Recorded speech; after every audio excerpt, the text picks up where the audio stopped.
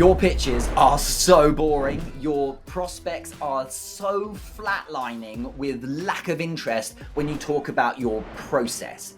No one cares what you'll be doing. They're interested in the wins. They're interested in the outcomes for them. So how do you do this? It's easy. There are 4 main wins that every buyer in the world of any product is looking for.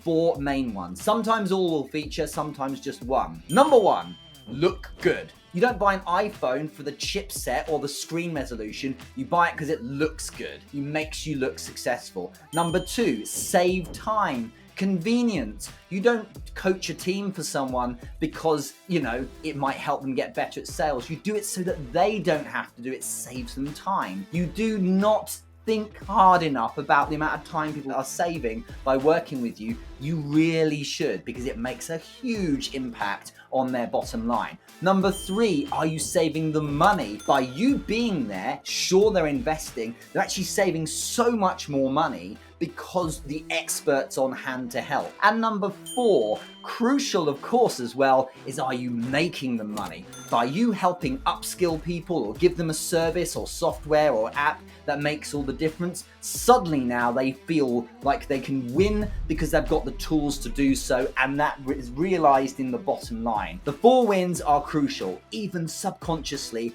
they're looking out for them. Which of those wins does your product focus on? Make sure you're conveying that. Now it's not boring because it's the wins for the customer. If you want more of these sales tips, there's so many here that can help you get the extra edge that you need. Check out this latest one as well. I know you'll love it.